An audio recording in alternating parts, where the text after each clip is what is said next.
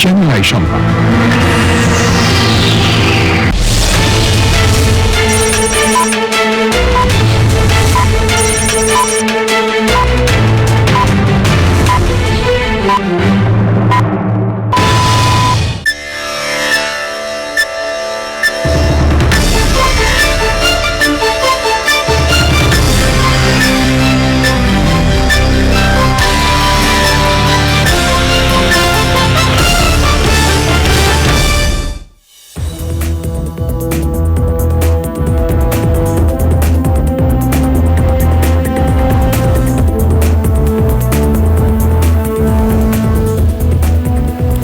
আসসালামু আলাইকুম, স্বাগত জানাচ্ছি চ্যানেল আই সংবাদে। এখনকার সংবাদ আয়োজন নিয়ে সাথে আছি মেহেরুন্নেসা তাহমিনা।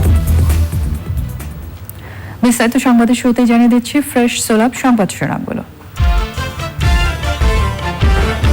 অস্ত্র মামলায় রিজেন্ট হাসপাতালের চেয়ারম্যান শাহেদ করিমের যাবজ্জীবন কারাদণ্ডাদেশ, 10টির মধ্যে প্রথম মামলার রায়। সবার সহযোগিতায় দেশ এগিয়ে নেওয়া সম্ভব হয়েছে বললেন প্রধানমন্ত্রী, জন্মদিনে সব বাধা পেরিয়ে সামনে চলার অঙ্গীকার। যতদিন বেঁচে আছি সম্মানের সাথে বাঁচতে পারি, আর আমার কাছ থেকে যেন বাংলাদেশের মানুষের উপকারী হয়, মানুষ যেন ভালো থাকে, সেই কাজটুকু।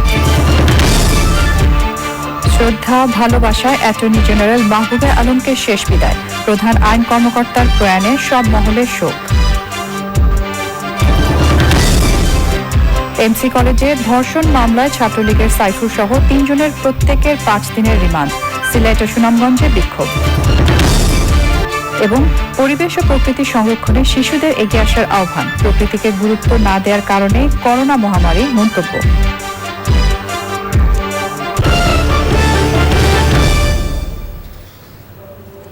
এছাড়াও নিটোল টাটা বিশেষ সংবাদে যা থাকছে।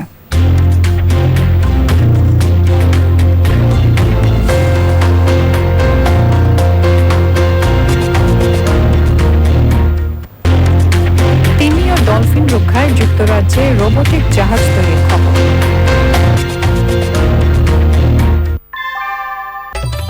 ঘরের চালের স্থায়ী সমাধান আনোয়ার সিমেন্ট শীট, সব সিজনেই ফিট। সংবাদ শিরোনামগুলো জানাচ্ছিলাম। এখনকার এই সংবাদ আয়োজন একই সঙ্গে চ্যানেল আই অনলাইনের লাইভ টিভি এবং চ্যানেল আই অনলাইনের ভেরিফাইড ফেসবুক পেজেও সরাসরি প্রচার হচ্ছে। এবার যাচ্ছি বিস্তারিত প্রসঙ্গে। অবৈধ অস্ত্র রাখার দায়ে রিজেন্ট হাসপাতালের চেয়ারম্যান শাহেদ করিমকে যাবজ্জীবন কারাদণ্ডাদেশ দিয়েছেন আদালত। একই সঙ্গে তাকে অবৈধ গোলাবারুদ সংরক্ষণের দায়ে 7 বছরের কারাদণ্ডে দণ্ডিত করা হয়েছে। দুপুরে শাহেদের উপস্থিতিতে ওই আদেশ দেওয়া হয়। এনামুল কবির রূপমের রিপোর্ট। করোনা ভাইরাসের রিপোর্ট জালিয়াতি মামলায় গ্রেপ্তার হয়ে রিমান্ডে থাকা অবস্থায় রিজেন্ট হাসপাতালের চেয়ারম্যান শাহেদ করিমকে নিয়ে অভিযান চালায় ডিবি। অভিযানে তার গাড়ির ড্যাশবোর্ডে থাকা অস্ত্র ও গোলাবারুদ উদ্ধারের পর অস্ত্র মামলায় নতুন করে গ্রেপ্তার দেখানো হয় তাকে। তদন্তের পর আদালতে চার্জশিট দেয় ডিবি। এজাহারের 14 সাক্ষীর মধ্যে 11 জনের সাক্ষ্য নেন আদালত। 3 সপ্তাহের মধ্যেই মামলার রায়। দুপুরে ঢাকার মেট্রোপলিটন সেশন জজ আদালতে হাজির করা হয় শাহেদকে। সিনিয়র স্পেশাল জজ কে এম ইমরুল কায়েস রায় পড়ে শোনান। আদালত তার অবজারভেশনে বলেছে যে যেহেতু শাহেদের মতো ভদ্র বেশি যারা আছে, যারা সমাজের যারা এভাবে ক্ষতিগ্রস্ত করছে, অপরাধ করছে, তাদের জন্য আজকে যে রায়টা হলো এটা একটা মেসেজ হিসেবে যাবে। রায়ে অসন্তোষ জানিয়েছেন শাহেদের আইনজীবীরা। যেহেতু আমরা ন্যায় বিচার পাই না, আমরা উচ্চ আদালতে আপিল করে ন্যায় বিচার পাবো এবং আপিলে ইনশাল্লাহ আমরা মনে করি যে আমরা খালাস পাবো। সাহেব কিন্তু প্রথম দিকে কিন্তু কোর্টে বলছিল যে গাড়ি আমার না। যখন পূবালী ব্যাংক থেকে বলা হলো যে গাড়িটা পূবালী ব্যাংকের, তখন সাহেব নিজে বলছে, কোর্টের মধ্যে নিজেই বলেছে যে না, এই গাড়ি পূবালী ব্যাংকের না, গাড়ি আমার। আমরা তখন ওই জেরাতে বলেছিলাম যে এই গাড়িটা আসামি ওই যে রেজিস্ট্রেশন নাই, এটা রেজিস্ট্রেশন নাই এবং এটা ব্যাংকের বলে দাবি করছে। ওই আর্গুমেন্ট শেষ করার পরে কোর্ট বলে যে এটা আসামির, যেহেতু এটা নাকি আমরা কোনো পৃথক বক্তব্য দিই না, সেই হিসাবে তার নলেজ ছিল। কোভিড পরীক্ষার নামে জালিয়াতি ও প্রতারণা করে দেশ জুড়ে আলোচনায় আসা রিজেন্ট হাসপাতালের চেয়ারম্যান শাহেদ করিমের বিরুদ্ধে বিভিন্ন ধারায় যে ডজনখানেক মামলা দায়ের হয়েছিল, তার মধ্যে এই প্রথম অস্ত্র মামলায় সর্বোচ্চ শাস্তির নির্দেশ দিল আদালত। ডিবির দায়ের করা এই মামলার আগে প্রতিবেশী দেশে পালিয়ে যাওয়ার সময় তার কোমরে পাওয়া যায় একটি বিদেশি রিভলভার। র্যাবের জালে আটকের সময় ওই অস্ত্র বহন করার অভিযোগে আরেকটি মামলায় শাহেদ করিমের বিরুদ্ধে সাতক্ষীরার আদালতে বিচার কাজ চলছে। ঢাকার মহানগর দায়রা জজ আদালত থেকে এনামুল কবির রূপম, চ্যানেল আই। সবার সহযোগিতায় দেশ এগিয়ে নেওয়া সম্ভব হয়েছে উল্লেখ করে প্রধানমন্ত্রী শেখ হাসিনা বলেছেন, যত বাধাই আসুক তা অতিক্রম করার সক্ষমতা সরকারের রয়েছে। মন্ত্রিসভা বৈঠকের শুরুতে বক্তৃতায় প্রধানমন্ত্রী বলেন, সরকার আপ্রাণ চেষ্টা করে যাচ্ছে যাতে এদেশের মানুষ বিশ্ব সভায় মাথা উঁচু করে দাঁড়াতে পারে। অ্যাটর্নি জেনারেল মাহবুবে আলমের মৃত্যু রাষ্ট্রের জন্য অপূরণীয় ক্ষতি বলেও মন্তব্য করেন প্রধানমন্ত্রী। নীলাদ্রি শেখরের রিপোর্ট। মন্ত্রিসভার বৈঠকে গণভবন থেকে মন্ত্রিপরিষদ বিভাগে ভার্চুয়ালি যোগ দেন প্রধানমন্ত্রী শেখ হাসিনা। বৈঠকের শুরুতে বক্তৃতায় প্রধানমন্ত্রী এদেশ নিয়ে তার স্বপ্নের কথা তুলে ধরেন। বলেন, বঙ্গবন্ধুর স্বপ্নের এমন বাংলাদেশ গড়তে চান যেখানে সকলেই মাথা উঁচু করে বাঁচবে। আপ্রাণ চেষ্টা করে যাচ্ছি যে এই দেশটাকে যেন জাতির পিতার স্বপ্নের বাংলাদেশ করতে পারি, বাংলাদেশের মানুষ যেন বিশ্ব দরবারে মাথা উঁচু করে চলতে পারে। উঁচু করে আমার প্রচেষ্টা, আর কিছু না। নইলে বাবা মা ভাই সব হারিয়ে নিত্য ঋষ্য হয়ে এই দেশে এসে কাজ করা এটা খুব কঠিন কাজ। কিন্তু তারপরেও শুধু একটা কথা চিন্তা করেছি যে দেশটাকে আমার বাবা এত ভালোবেসেছেন, যে দেশের মানুষকে, তাদের জন্য কিছু করে আমাকে যেতে হবে। এটাই তার স্বপ্নটা, যেন অপূর্ণ না থাকে সেটা যেন পূর্ণ করতে পারি। সকলের সহযোগিতায় আমরা বাংলাদেশকে এগিয়ে নিয়ে যেতে পারছি। হয়তো এই করোনা ভাইরাসটা না আসলে আমরা আরো অনেক কাজ করতে পারতাম। তারপরেও যত বাধাবিঘ্ন আসুক সেটা অতিক্রম করবার মতো ক্ষমতা বাংলাদেশের মানুষ রাখে। এই জন্য বাংলাদেশের মানুষকে সেজন্য আমি তাদের প্রতি কৃতজ্ঞতা জানাই। আর সরকারের কাছে দোয়া চাই, দোয়া এইটুকু চাই যে যেন যতদিন বেঁচে আছি সম্মানের সাথে বাঁচতে পারি, আর আমার কাজ থেকে যেন বাংলাদেশের মানুষের উপকারী হয়, মানুষ যেন ভালো থাকে, সেই কাজটুকু যেন করতে পারি। রাষ্ট্রের আইন কর্মকর্তা অ্যাটর্নি জেনারেল মাহবুবে আলমের মৃত্যুতে শোক প্রকাশ করে প্রধানমন্ত্রী বলেন, তার চলে যাওয়া এদেশের জন্য বড় ক্ষতি।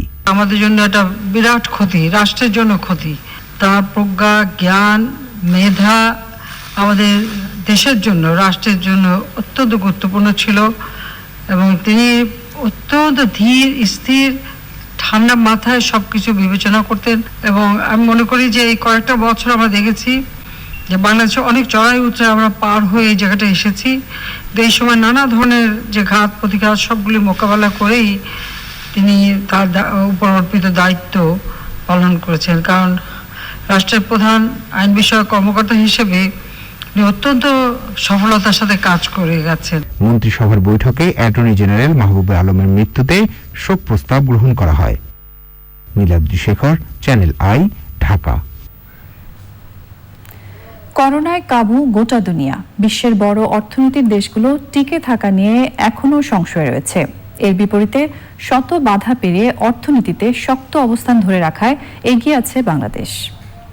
অর্থনীতিবিদ, ব্যবসায়ী এবং নীতি নির্ধারকরা বলছেন, এই প্রায় অসম্ভব কাজটি সম্ভব হয়েছে প্রধানমন্ত্রী শেখ হাসিনার দূরদর্শী নেতৃত্বের গুণে।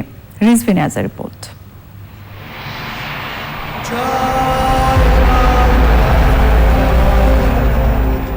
হাজার বছরের শ্রেষ্ঠ বাঙালি, স্বাধীন বাংলাদেশের উপকার বঙ্গবন্ধু শেখ মুজিবুর রহমানের রক্তের সার্থক উত্তরাধিকার শেখ হাসিনা। পিতার হাত ধরে স্বাধীন মানচিত্র পেয়েছে এদেশের মানুষ, আর কন্যা স্বপ্ন দেখাচ্ছেন অর্থনৈতিকভাবে স্বাবলম্বী হওয়ার। বিশ্ব অর্থনীতির মানচিত্রে বাংলাদেশকে নিয়ে গেছে অনন্য উচ্চতায়। মাননীয় প্রধানমন্ত্রী এক সাহসী নেত্রী। সবসময় তিনি সংগ্রামে, সংকটে তার সাহস দেখিয়েছেন। তাকে বলা হয় তিমির হননের নেত্রী, অর্থাৎ অন্ধকার ভেদ করে তিনি বের হয়ে যান, এরকম একজন নেত্রী। সুতরাং এই সময় মতো তিনি এই প্যান্ডেমিকের বিষয়গুলো বুঝতে পেরেছিলেন এবং বুঝে বাংলাদেশ ব্যাংক সহ এবং মিনিস্ট্রি অফ ফাইন্যান্সকে তিনি সক্রিয় করেছিলেন এবং বাজারে লিকুইডিটি থাকলে অর্থনীতি ফিরে আসবেই, এটা তিনি বুঝতে পেরেছেন। হঠাৎ করেই করোনার আক্রমণে দিশেহারা বড় বড় অর্থনীতি। ব্যবসা বাঁচিয়ে রাখতে অনেকের আগেই প্রণোদনা প্যাকেজ ঘোষণা সাহস জুগিয়েছে উদ্যোক্তাদের। সরকারের যে ভূমিকা, যে কত গুরুত্বপূর্ণ জিনিস, কারণ বাংলাদেশ খালি করোনার মধ্যে পড়ে নেই। আমরা আমপানের যে এফেক্ট ছিল ওটাও আসছিল, তারপর রিসেন্টলি ফ্লাডিংও হয়েছে। তারপর আপনি দেখেন আমাদের কিন্তু ইন্ডাস্ট্রি এখন ঘুরে দাঁড়িয়েছে because of the proactive government policies. তো আমাদের 3টা সমস্যা একবারে চলে আসছিল, যেটা খুব সুন্দর করে আমাদের মাননীয় প্রধানমন্ত্রীর নেতৃত্বে, আমাদের মাননীয় অর্থমন্ত্রীর নেতৃত্বে যে পলিসি সাপোর্ট দেওয়া হয়েছে বেসরকারি খাতকে, এগুলো সবকিছু সমন্বয় করে কিন্তু আমরা সামনের দিকে এগিয়ে যাচ্ছি। মাননীয় প্রধানমন্ত্রী যে কথাটা উনি পরবর্তী বক্তব্যে বলেছিলেন পহেলা বৈশাখের, যে আমাদের জীবন এবং জীবিকা দুটোই আমাদের দরকার, এবং জীবনের সাথে যেমন জীবিকার দরকার, জীবনকে বাঁচাতে হবে এবং জীবিকাকে অর্জন করতে হবে, এবং জীবন এবং জীবিকাকে নিয়ে যে আয়োজন ছিল সেই তারই পরিলক্ষিত কিন্তু জুন মাসে আমাদের অর্ডার আস্তে আস্তে ঢোকা শুরু করলো, জুলাই মাসে সে অর্ডারটাকে 30% ইনক্রিজ করলো, জুলাই অগাস্টে সেটা 50% ইনক্রিজ করলো, সেপ্টেম্বর এসে আরও 10% বাড়লো। আমরা অক্টোবর থেকে আশার আলো দেখতে পাচ্ছি। সমালোচকদের কথায় কান না দিয়ে প্রধানমন্ত্রীর নিজ সিদ্ধান্তে অটল থাকার সুফল মিলতে শুরু করেছে অর্থনীতিতে, বলছেন উন্নয়ন সহযোগীরা। I hope that she will continue to lead this country for many more years to come. She is an exceptionally good leader. She cares for the people of this country, and she has always come up with something very, very unique. Even economic and stimulus package was all about the people. Her heart is for the Bangladesh and her heart is for the people. So I think in terms of her leadership, in terms of her also caring attitude, in terms of her always thinking, doing more and more for the ordinary people is what has really helped. But on this very auspicious day, I wish her well. I wish that she has a very happy long life and she continues to lead this country to new heights. প্রধানমন্ত্রী শেখ হাসিনার দেখানো পথেই বাংলাদেশ উন্নত সমৃদ্ধ দেশের কাতারে শামিল হবে, সেই প্রত্যাশা। Rizvina Waz, channel I, Dhaka. Attorney general Mahbubey আলমকে মিরপুর বুদ্ধিজীবী কবরস্থানে দাফন করা হয়েছে। এর আগে সুপ্রিম কোর্ট প্রাঙ্গণে তার জানাজার নামাজ অনুষ্ঠিত হয়। সেই সময় প্রধান বিচারপতি, মন্ত্রিপরিষদ সদস্য এবং মাহবুবে আলমের সহকর্মীরা তার প্রতি শেষ শ্রদ্ধা জানান। লুৎফুর রহমান সোহাগের রিপোর্ট। করোনা ভাইরাসের সংক্রমণের পর হাসপাতালে জীবন মরণ লড়াই শেষে দীর্ঘ 4 দশকের কর্মস্থল সুপ্রিম কোর্ট প্রাঙ্গণে শেষ শ্রদ্ধা অ্যাটর্নি জেনারেল মাহবুবে আলমের প্রতি। রাষ্ট্রের প্রধান আইন কর্মকর্তার জানাজায় নেমে আসে শোকের ছায়া।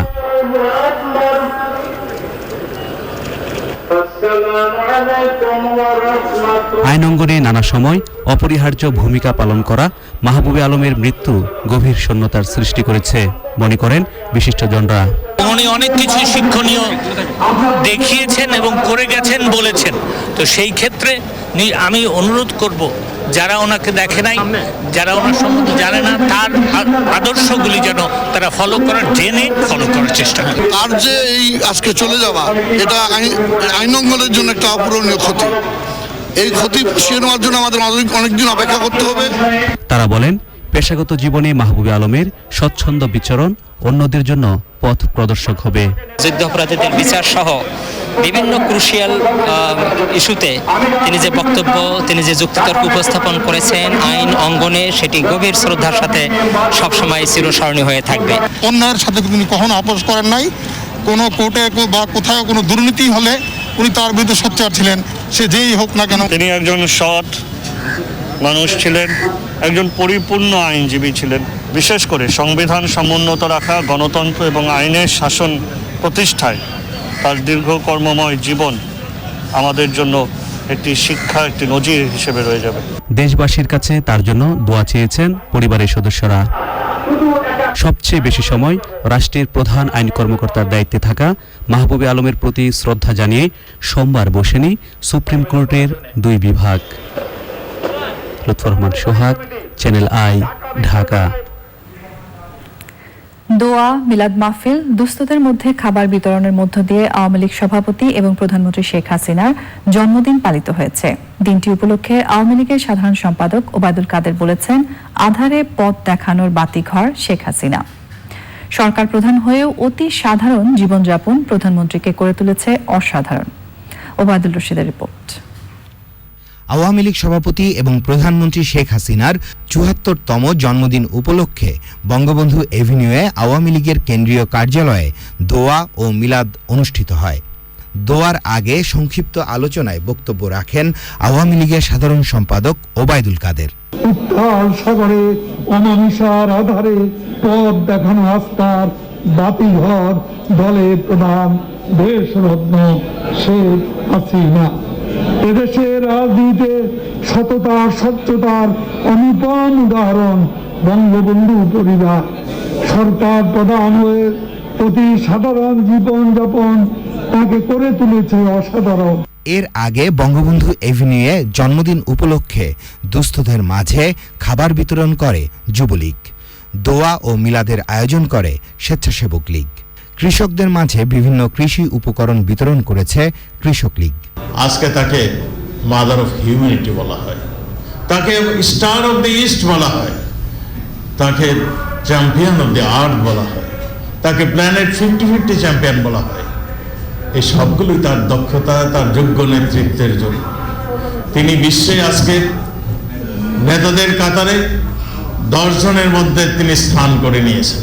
জাতীয় প্রেস ক্লাবে প্রধানমন্ত্রী এবং আওয়ামী লীগ সভাপতি শেখ হাসিনার জন্মদিন উপলক্ষে আয়োজিত অনুষ্ঠানে যোগ দেন তথ্যমন্ত্রী ডক্টর হাসান মাহমুদ। সংকটে সংগ্রামে উন্নয়নে অর্জনে একটি নাম, সেটি হচ্ছে বঙ্গবন্ধুর কন্যা জননেত্রী শেখ হাসিনা। তিনি বারবার মৃত্যু উপত্যকা থেকে ফিরে এসে কখনো বিচলিত হননি, কখনো দ্বিধান্বিত হননি, বরং আরো প্রত্যয়ী হয়ে আরো দীপ্ত পদভারে বাংলাদেশের মানুষের সংগ্রামের কাফেলাকে এগিয়ে নিয়ে গেছে। জাতীয় প্রেস ক্লাবে বাংলাদেশ মুক্তিযোদ্ধা সংসদ আলোচনা সভা, মিলাদ ও দোয়া করেছে। জাতীয় মসজিদ বায়তুল মোকাররমে প্রধানমন্ত্রীর দীর্ঘায়ু কামনা করে দোয়া ও মিলাদ মাহফিল করেছে ঢাকা মহানগর দক্ষিণ আওয়ামী লীগ। আওয়ামী লীগ সভাপতির জন্য বিশেষ প্রার্থনা হয়েছে ঢাকেশ্বরী জাতীয় মন্দির, বাড্ডার আন্তর্জাতিক বৌদ্ধ বিহার এবং বিভিন্ন চার্চে। জন্মদিন উপলক্ষে ঢাকা উত্তর সিটি কর্পোরেশন আলোচনা সভা সহ বিভিন্ন অনুষ্ঠানের আয়োজন করে। দিনটি উপলক্ষে শিশুদের মাঝে শিক্ষা উপকরণ বিতরণ এবং বৃক্ষরোপণ করেছে আওয়ামী লীগের বন ও পরিবেশ বিষয়ক উপকমিটি। ধানমন্ডিতে দুস্থ নারীদের মাঝে সেলাই মেশিন বিতরণ করেছে মহিলা আওয়ামী লীগ। দিনটি উপলক্ষে উত্তরায় হাবিব হাসান গরিব ও দুস্থদের মাঝে রিকশা বিতরণ করেছেন। প্রধানমন্ত্রী শেখ হাসিনার জন্মদিন উপলক্ষে শেখ রাসেল জাতীয় শিশু কিশোর পরিষদ বিভিন্ন অনুষ্ঠানের আয়োজন করে। মিরপুরে মিলাদ, দোয়া ও দুস্থদের মাঝে খাবার বিতরণ করেছে সংসদ সদস্য আসলামুল হক। কলাবাগানে আলোচনা সভা করেছে বঙ্গবন্ধু পরিষদ। বঙ্গবন্ধু শেখ মুজিব মেডিকেল বিশ্ববিদ্যালয়ের কেন্দ্রীয় মসজিদে দোয়া ও মিলাদ হয়েছে। বঙ্গবন্ধু শিশু কিশোর মেলা সুবিধাবঞ্চিত শিশুদের নিয়ে কেক কেটে প্রধানমন্ত্রীর জন্মদিন উদযাপন করে। এছাড়াও বিভিন্ন সাংস্কৃতিক ও সামাজিক সংগঠন বিভিন্ন কর্মসূচি পালনের মধ্য দিয়ে প্রধানমন্ত্রী শেখ হাসিনার জন্মদিন পালন করেছে। Obaidul Rashid, channel I, Dhaka. সিলেটের এমসি কলেজে ধর্ষণ মামলার প্রধান আসামি সাইফুর ও অর্জুন সহ 3 জনকে 5 দিনের রিমান্ডে নিয়েছে পুলিশ। সোমবার মহানগর 2 এর ম্যাজিস্ট্রেট আদালতে রাষ্ট্রপক্ষ তাদের 7 দিনের রিমান্ড আবেদন করলে আদালত 5 দিনের রিমান্ড মঞ্জুর করেন। সিলেট প্রতিনিধি সাদিকুর রহমান শাকির পাঠানো তথ্য ও ভিডিও চিত্রে বিস্তারিত জানাচ্ছেন সুমন সারওয়ার। সিলেট এমসি কলেজ ছাত্রাবাসে স্বামীকে বেঁধে গৃহবধূ ধর্ষণের ঘটনার প্রধান আসামি সাইফুর, অর্জুন ও রবিউলকে রোববার গ্রেপ্তার করে গোয়েন্দা পুলিশ। সোমবার মামলার তদন্ত কর্মকর্তা শাহপুরান থানার ওসি 2 জনকে আদালতে হাজির করেন। আদালত শুনানি শেষে সাইফুর ও অর্জুনের 5 দিন করে রিমান্ড মঞ্জুর করেন। পরে একই আদালত রবিউলেরও 5 দিনের রিমান্ড মঞ্জুর করেন।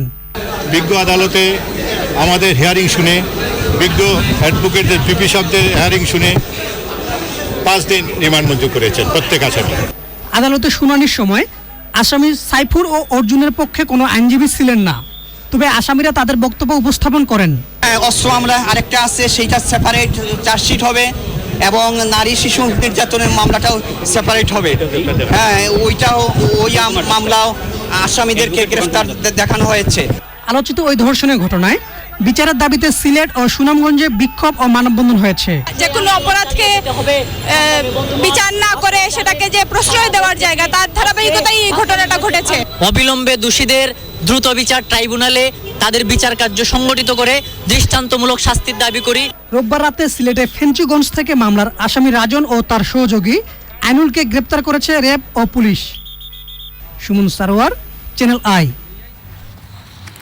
করোনা ভাইরাসে গত 24 ঘন্টায় 32 জনের মৃত্যু হয়েছে। এ পর্যন্ত মোট মৃত্যু 5193 জনের, মৃত্যু হার 1.44। 24 ঘন্টায় সুস্থ হয়েছেন 1582 জন। এ পর্যন্ত মোট সুস্থ হয়েছেন 2,72,073 জন, সুস্থতার হার 75.46। মোট আক্রান্ত 3,60,555। নমুনা সংগ্রহ 11,284 এবং পরীক্ষা হয়েছে 11,922। এই সময় শনাক্ত 1,407, শনাক্তের হার 11.80।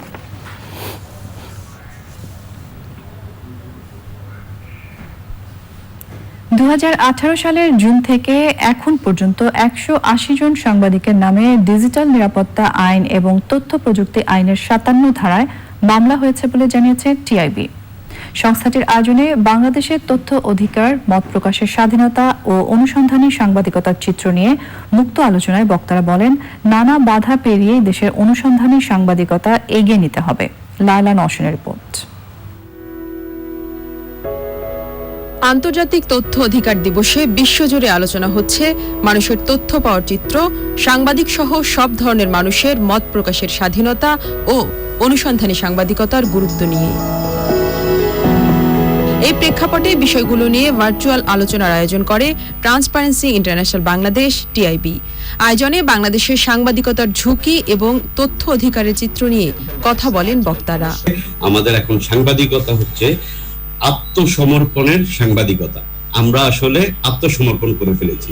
গণমাধ্যমের কর্মীরা যদি নিজেদেরকে আরেকটু সবল করতো তাহলে কিন্তু তারা তথ্য দিয়ে চ্যালেঞ্জ করতে পারে। এই দেশের মানুষ কিন্তু টেরোরিজমকে প্রধান শত্রু মনে করে না, এই দেশের মানুষ কিন্তু দুর্নীতিকে প্রধান শত্রু মনে করে।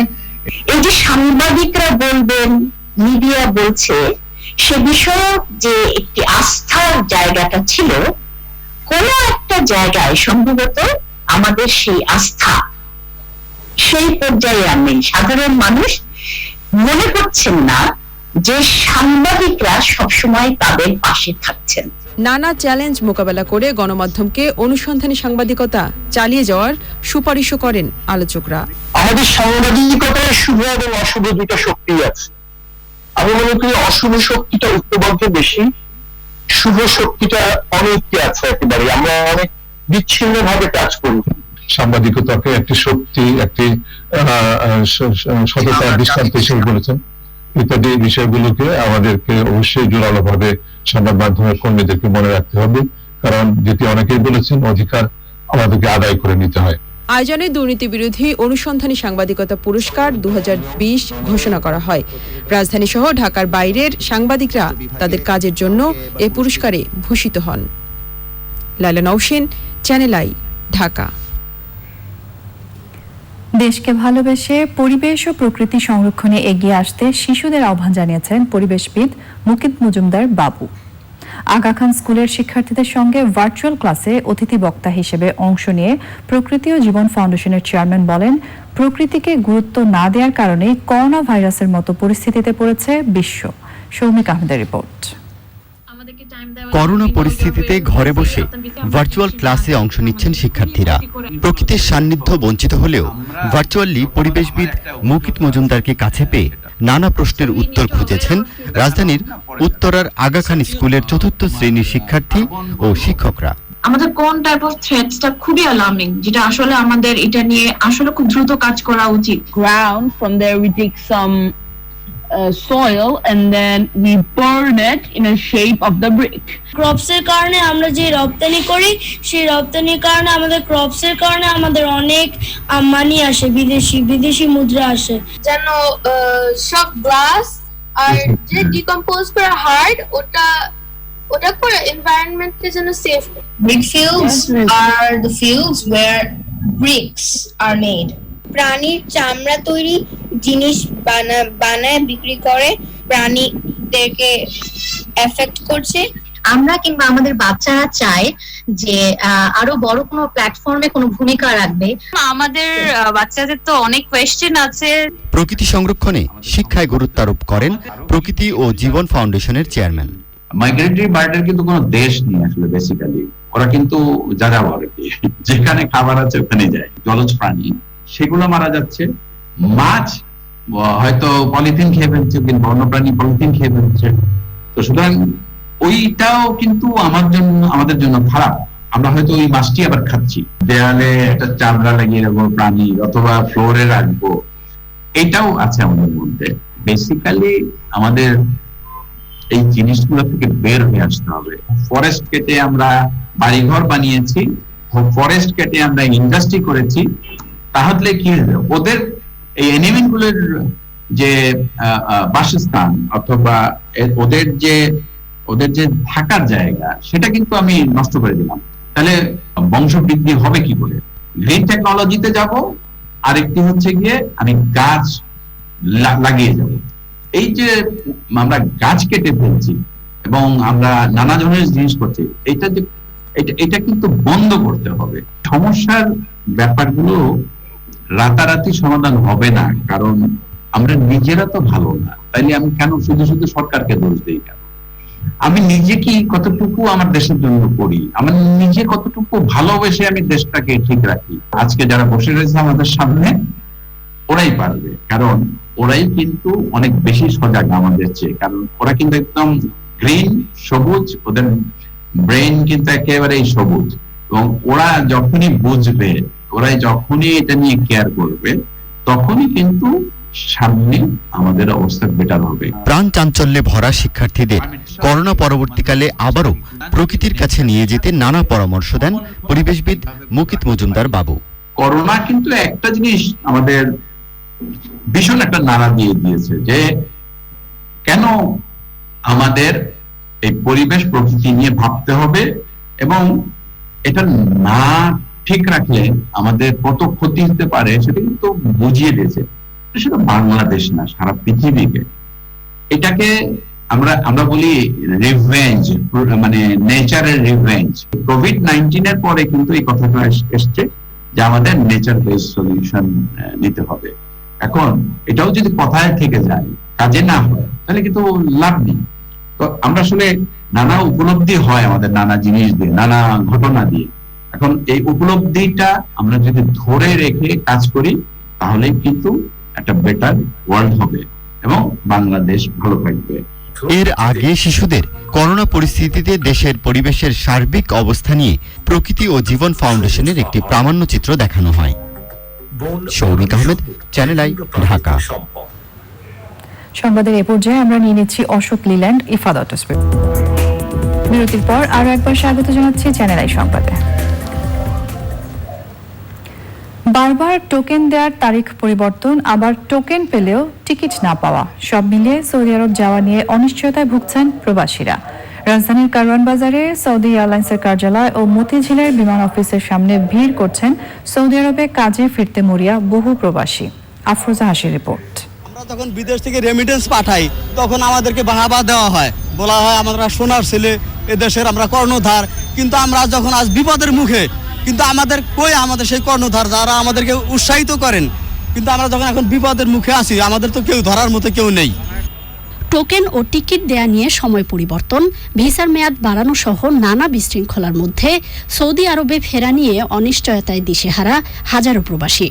সোমবার সকাল থেকেই টিকিটের আশায় মতিঝিলের বিমান বাংলাদেশ এয়ারলাইন্স কার্যালয়ে প্রবাসীদের উপচে পড়া ভিড়।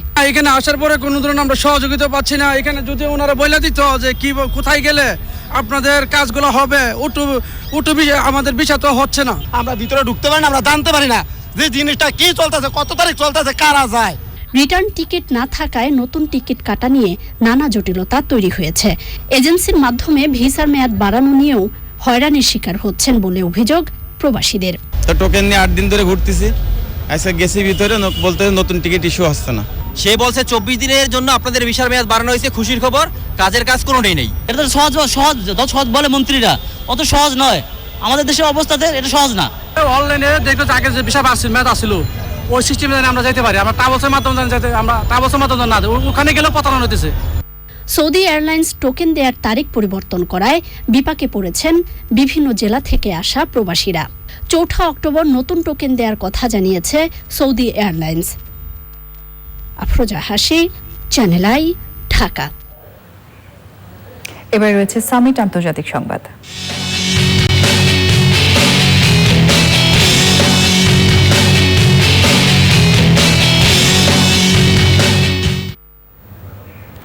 নির্বাচনের আগ মুহূর্তে মার্কিন প্রেসিডেন্ট ডোনাল্ড ট্রাম্পের কর ফাঁকির তথ্য প্রকাশ করেছে দ্য নিউ ইয়র্ক টাইমস। প্রতিবেদনে বলা হয়েছে, গেল 15 বছরের মধ্যে 10 বছরই কোনো আয়কর জমা দেননি ট্রাম্প। 2016 ও 2017 সালে কর পরিশোধ করেছেন মাত্র $750। 2018 সালে $435 মিলিয়ন বার্ষিক আয় থাকলেও কর ফাঁকি দেওয়ার জন্য $47 মিলিয়ন বেশি লোকসান দেখিয়েছেন। তবে নিউ ইয়র্ক টাইমসের ওই প্রতিবেদনকে ভুয়া আখ্যা দিয়ে ট্রাম্প বলেন, প্রতি বছরই সময় মতো তিনি কর পরিশোধ করেছেন। অডিট শেষে ট্যাক্স রিটার্নের নথিপত্র হাতে এলেই সবকিছু স্পষ্ট হবে বলে দাবি তার। ডোনাল্ড ট্রাম্প ও তার কোম্পানির 2 দশকের কর সংক্রান্ত নথি নিউ ইয়র্ক টাইমসে আছে বলে ওই প্রতিবেদনে দাবি করা হয়েছে। নিটল টাটা, বিশেষ সংবাদ।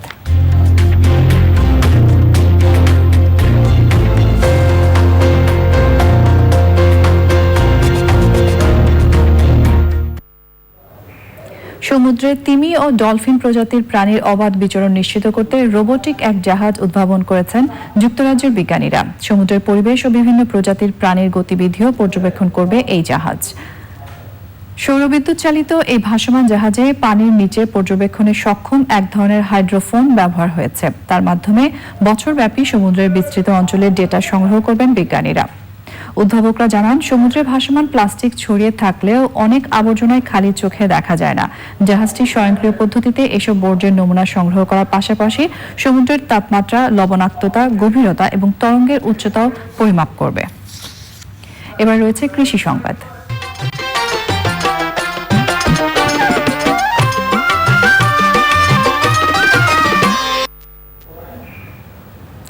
মেহেরপুরে বাণিজ্যিকভাবে মাদ্রাজি ওল চাষ করে লাভবান হয়েছেন কৃষক।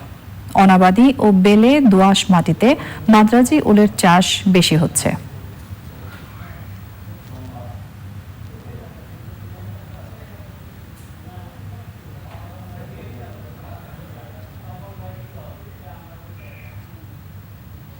প্রকৃতি সংবাদ।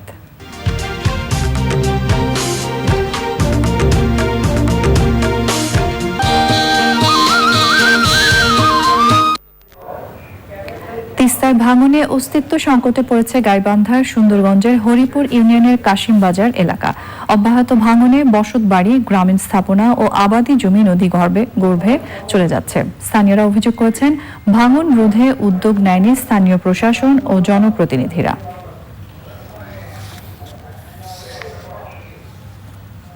পপুলার লাইফ ইন্স্যুরেন্স বাণিজ্য সংবাদ।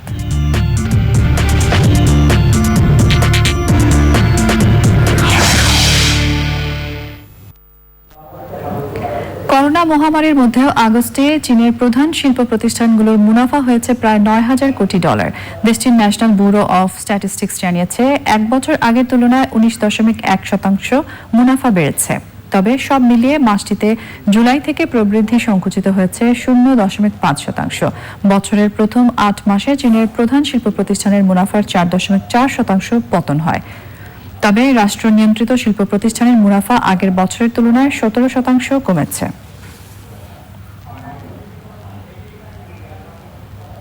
সংবাদের এই পর্যায়ে আবারও নিয়ে নিচ্ছি অশোক লিল্যান্ড ইফাদ অটোস বিরতি, এবং বিরতির পর খেলার খবরে যা থাকছে।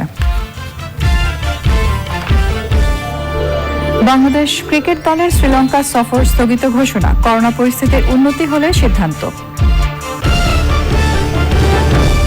একবার চ্যানেল আই সংবাদে।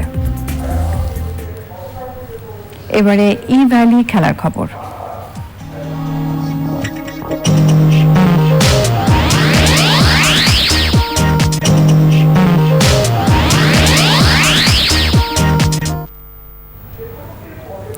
আপাতত বাংলাদেশ ক্রিকেট দলের শ্রীলঙ্কা সফর স্থগিত করা হয়েছে।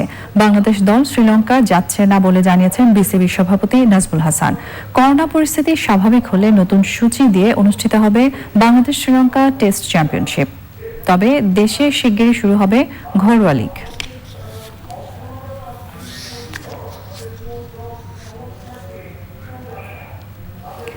করোনা পরিস্থিতির মধ্যে বাংলাদেশ প্রিমিয়ার লিগ বিপিএল এর চলতি আসর আয়োজন নিয়ে এখনো ভাবছেন না আয়োজকরা।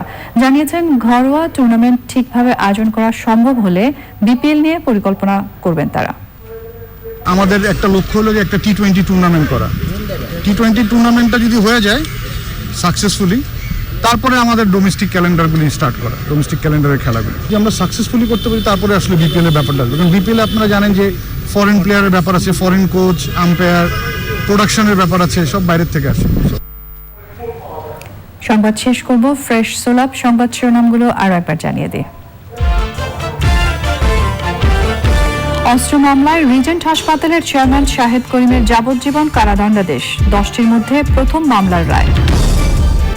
সবার সহযোগিতায় দেশ এগিয়ে নেওয়া সম্ভব হয়েছে বললেন প্রধানমন্ত্রী। জন্মদিনে সব বাধা পেরিয়ে সামনে চলার অঙ্গীকার। যতদিন বেঁচে আছি সম্মানের সাথে বাঁচতে পারি, আর আমার কাজ থেকে যেন বাংলাদেশের মানুষের উপকারী হয়, মানুষ যেন ভালো থাকে, সেই কাজটুকু। শ্রদ্ধা ভালোবাসায় অ্যাটর্নি জেনারেল মাহবুবে আলমকে শেষ বিদায়, প্রধান আইন কর্মকর্তার প্রয়াণে সব মহলে শোক। এমসি কলেজে ধর্ষণ মামলায় ছাত্রলীগের সাইফুর সহ 3 জনের প্রত্যেকের 5 দিনের রিমান্ড, সিলেট ও সুনামগঞ্জে বিক্ষোভ। এবং পরিবেশ ও প্রকৃতি সংরক্ষণে শিশুদের এগিয়ে আসার আহ্বান, প্রকৃতিকে গুরুত্ব না দেওয়ার কারণেই করোনা মহামারী মন্তব্য।